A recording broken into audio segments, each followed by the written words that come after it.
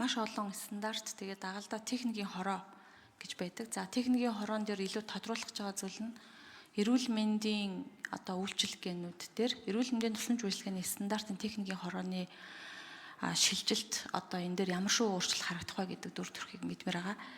За техникийн хороонд орж байгаа хүмүүсийн хувьд бас дагаад шинжлэгдэх юм өөрчлөгдөх процесс болох уу?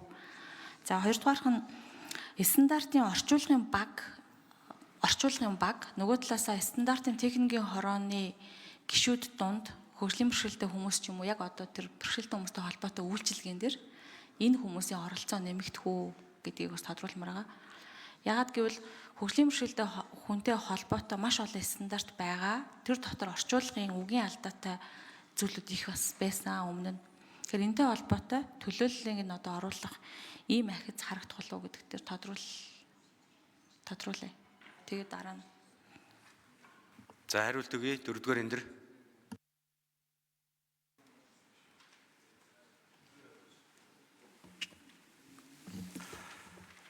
За Саран чулуун гишүүний асуултанд хариулъя. За одоогийн яг хүчин төгөлдөр мөрдөж байгаа хуулиар бол одоо 64 техникийн хороо 64 техникийн хороонд бол 700 гаруй гишүүнчлэлтэй үйл ажиллагаа явуулж байна.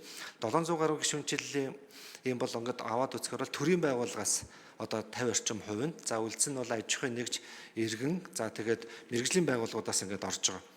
Одоогийн стандартын техникийн зохиол тохирлын үнэлгээний итгэмжлийн тухай хууль дээр бол энийг бүр олон улсын түвшин буюу олон улсын тохирлын үнэлгээний бодлогын хорооны яг жишгийг оруулад за аж үйлдвэр худалдааны салбараас оруулах, за засгийн газрын төлөөллөөс оруулах, хэрэглэгчээс оруулах, ажил олгогч буюу хувийн хвшлээсээ оруулах, за сургалт эрдэм шинжилгээний одоо судалгааны байгууллагуудын төлөөлөл оруулах, стандартыг хэрэгжүүлэгч байгуулах, за төрийн бус байгуулах гэсэн 7 категориор ингээд оруулахаар ингээд хуулийн төс боловсруулагдаад явж байгаа гэдгийг хэлье.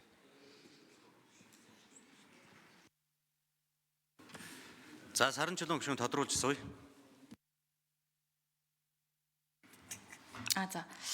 За яг ойлголоо. Энэ дээр яг би зүгээр нэмэр байгаа зүйл нь ер нь нэр томьёоны нэгдсэн сантай болох хэрэгтэй гэдэг санаа хэлэх гээд байгаа. Яагаад тэгэхээр яг энэ одоо хөгжлийн бэрхшээлтэй хүнийг жишээ аваад үзэхлээр тэнд хэрэглэгдэж байгаа үйл ажиллагааны стандарт нэр томьёоч орчуулгын алдаатай юм уу зөрүүтэй ойлголтууд байна. Нөгөө талаасаа эрүүл мэндийн тусламж үйлчилгээний стандарт гэхээс илүү гайдлайнууд гэдэг тийм. Бид нар энийг хурлын үеэр зөндөө ярьж ирсэн. Дэлхийн эрүүл мэндийн байгууллагын гайдлайн, ер нь гайдлайн дааж байгаа. Тэгэхээр энийг дагаад нэр томьёоны маш их одоо хөдөлгөөн явж байгаа.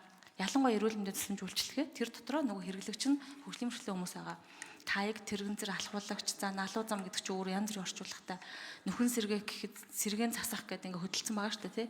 Тэгэхээр нэр томьёоны санг энэ хуулийг дагаж шинжлэх тухай одоо орсон бол сайн байна, ороогүй бол би энэ дээр зориуд санал болгож хэлж байгаамаа.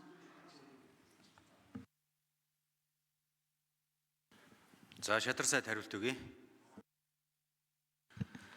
За хөгжлийн бэрхшээлтэй иргэд хүүхэд багчууд ахмад буурлууд гэдэг энэ амьдрах орчин аюулгүй байдлын орчин нөхцөл бол асар эрсдэлтэй байгаа. Тийм учраас Саран чулуун гишүүний хэлсэн энэ асуудлуудыг бид ажлын хэсэг байгуулагдаад явахаар илүү одоо саналуудыг наривчилж тусах нь одоогийн бас энэ томьёолол хуулийн зүйл заалтууд орж ирж байгаа шалтгаан бол ерөөсөө л энэ асуудал хүндрэлийг шийдвэрлэх нэгдүгээр юм заалт вэ. За хоёрдугаарт бол энэ техникийн хороодын чиг үүрэг тодорхой байдаг. Гэсэн ч гэсэн энэ өөрөө одоо олон улсыг салбарыг хамарсан ийм хороо байдаг ч бас зохион байгуулалт, мэрэгжлийн ур чадвар, хувь одоо хүмүүс мэрэгчлэнүүдийн өөрсдийнх нь хүлээн зөвшөөрөгдсөн байдал дээр анхаарах зайлшгүй шаардлага бий. Цаашлаад бид нар энэ одоо салбар бүгд тусгайлсан техникийн хороонуудыг илүү наривчилж мандаатчлах шаардлагатай шалгуур үзүүлэлтүүдийн гишүүн бүрээр нь шинчилж одоо бас шалгуурыг өндөр болгох ёстой. Төрийн байгууллага, төрийн бус байгууллага, шинжилгээ ухааны байгууллага, хувийн хэвшил, иргэний нийгэм цаашлаад